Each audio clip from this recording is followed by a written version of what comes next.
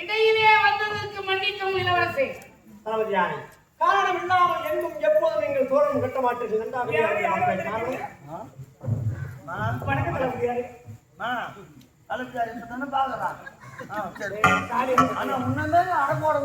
அடக்கத்திலே அமைதியிலே பொறுமையிலே கணவனுக்கு கட்டுப்பட்டவர்களுடைய மனைவி சத்தியமா போய் செத்துருவோம். வார்த்தை சொன்னா போதும், விழுனா போய் அப்படியே விழுந்துருவாடா. சூப்பர் மனுஷன். நீங்க மனைவியோட சந்தோஷமா இருக்கிறீங்க. நாட்டு மக்கள் எல்லாம் உங்களை பத்தி கேவலமா பேசுறாங்க. பாத்தீங்களா, குறிப்பிருந்து நடக்கக்கூடிய மனைவி முதல்ல வந்த உடனே யார் எதை போல சாப்பிடுறியாலாம் கேட்கக்கூடாது. முதல்ல வீட்டுல தண்ணி மட்டும் கொடுக்கணும். வந்தவங்களுடைய மனைவி பாத்தீங்களா, உங்க மனைவி பல பேர் பார்த்த பத்தினியாச்சு. பல பேர் பார்த்த பத்தினியாச்சு. அதைத்தான் சொல்ல வேண்டாம். எழுத்து மாறி போகுது. தெரியாத நீ ஏண்டா சொல்லி கிடக்குற? எழுத்து மாறி போகுது. அங்க என்ன பண்ணலாம்? அதான் எழுத்து படிக்கணும்.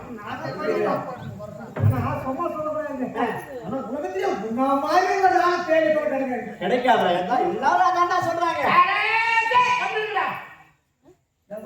நாட்டு மக்கள் எல்லாம் உன்னை பத்தி கேவலமா பேசுறாங்க.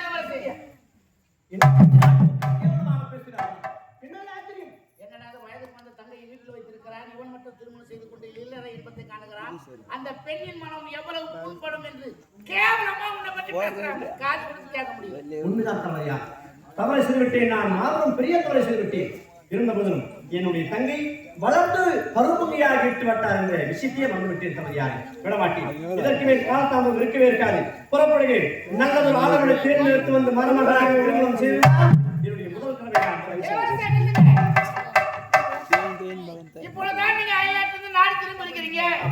மனைவியோட சந்தோஷமா இருங்க. நான் சென்று உன் தங்கைக்கு ஏற்ற மணாளனை பார்ப்பது என்னுடைய கடமை. எத்தனை நாட்டு இளவரசன் என்று தேடி கண்டுபிடித்து கொண்டு வந்து உன் தங்கையின் ஜாதகமும் அந்த இளவரசர்கள் ஜாதகமும் ஒப்பிட்டு பார்த்து எந்த ஜாதகம் பொருந்துகிறதோ அந்த மணமகனுக்கே மனமுடித்து வைப்பது என்னுடைய கடமை. நான் மணமகனை பார்க்க புறப்படுகிறேன். தளபதியிடம் வந்திருக்கிறார். நேராக வர வேண்டியதான். ஏறுபடி 1000 ரூபாய் கட்டினா 2000 ரூபாய் கட்டிக்கலாம். நீங்கள் நீவே கூடாது. வேகமாக மணமகனை பார்க்க வேண்டும். எனக்கு காசு ஆகுதுன்னு தெரியல. காசு எடுத்து ஓட்டம் எடுத்து கொடு. நம் நாட்டுக்காக உழைத்து ஓடாத இவரை போன்ற ஒரு உத்தமன் உலகத்திலே தேடினாலும் கிடைப்பாரா? மரியாதை அங்கதான் தான் கத்துக்கணும். நீங்க மரியாதை தெரியாத பையன் மதிப்பு மரியாதை கொடுக்க வேண்டும் என்று முடிந்து நிமிர்ந்தவர் முனியார் பாடுறா. இந்த பணிவு தான் பிடிச்சிருக்கு. 150 ஓட்டுவார். சொத்த மாத்தினே தளபதியார் தான் இருக்கட்டுமாடா. சொத்து மாட்டமாடா பொண்டாட்டிங்கடா.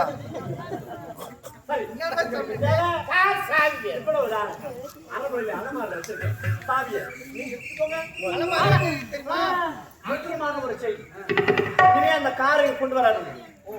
என் அன்பு பரிசாக உங்களுக்கு நான் தரேன். நீங்க வச்சு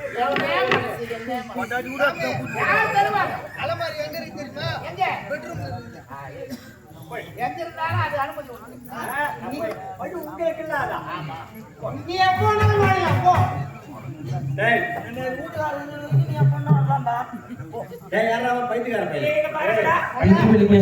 கொடுக்கு உயர்ந்தல் படத்தை என்னுடைய ரோஜா நாடகமன்றத்தின் இன்னும் இந்த நீவெளியிலே கொடுக்கு உயர்ந்தல் படத்தை என்னுடைய ரோஜா நாடகமன்றத்தை அதீதப்பட்டு பாசம் கொண்டு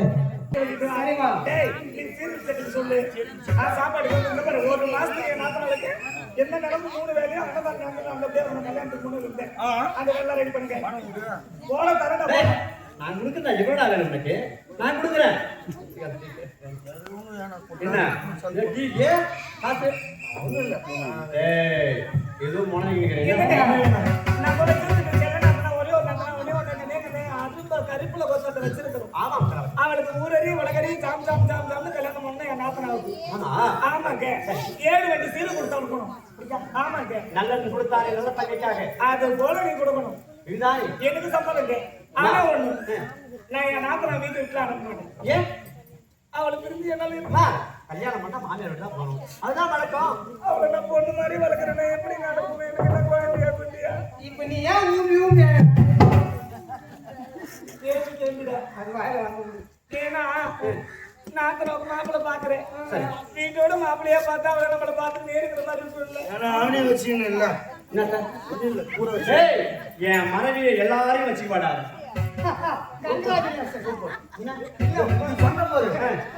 உங்களை பாராட்டாத இருக்க முடியாது ஒரு பிரியாணி ஐயா அறுவருக்கு முட்டா இருக்கிற பயிர்களே அறுவருக்குதான் உங்களுக்கு வச்சுக்குவான்னா எதை சொன்னேன் புரியலையா?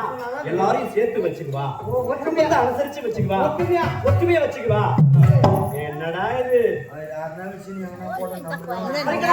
அவர்களை விடு, புறப்படுங்க. தங்கியின் சம்பளத்தை பெற்று அது விவாக முடிவு.